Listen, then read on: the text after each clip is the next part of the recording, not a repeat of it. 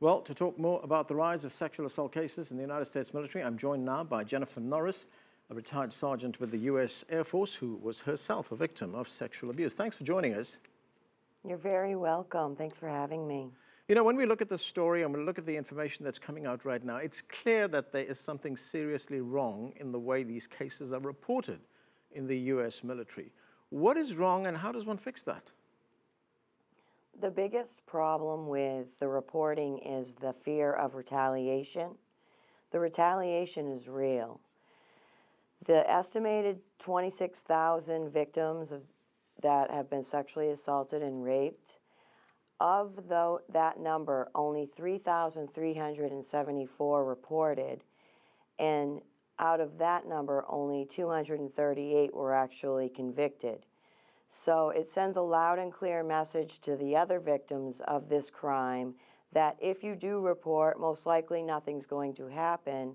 And then they see what does happen to those who do report, which was the case with me, that you do get retaliated against, and it is in fact a career ender. Well, I want to ask you about that actually. In your case, were the perpetrators caught? Do you believe that justice was done? No, justice was not served in my case, as in many, many cases in the military. And, you know, the latest figures show us that the number of assaults have, in fact, been increasing. Yes, they have. Right. To what do you attribute that increase? Why is it getting worse? Because if you don't prosecute these criminals, these predators, then they're going to move up in the ranks and they're now our leaders. So we've got an embedded serial predator problem.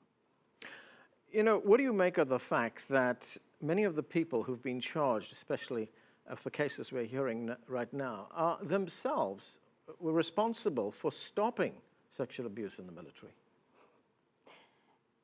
It's exactly what we expected. We already knew this. If the predators aren't being punished, they're rising up in the ranks, which includes those positions. All the positions are open game to anyone.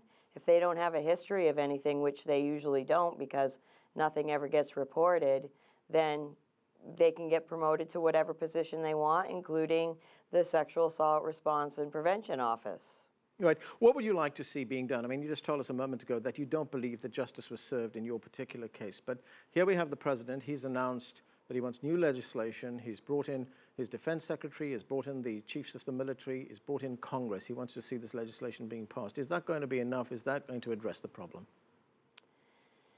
Well, it's a start. I mean, we're just in the beginning phases of actually dealing with this with, any substance.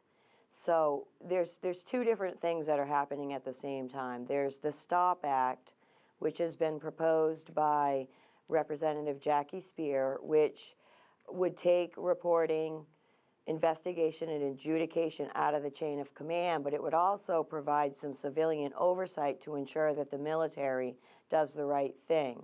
This past week, Senator Gillibrand introduced the Military Justice Improvement Act, and that takes it a step further, takes that STOP Act a step further, and it removes all violent crimes from the chain of command as opposed to just sexual assault and rape cases. So what we'd like to see is Senator Gillibrand and Senator Collins' bill actually eventually incorporate some civilian oversight if they're going to have the military handle any aspects of the cases.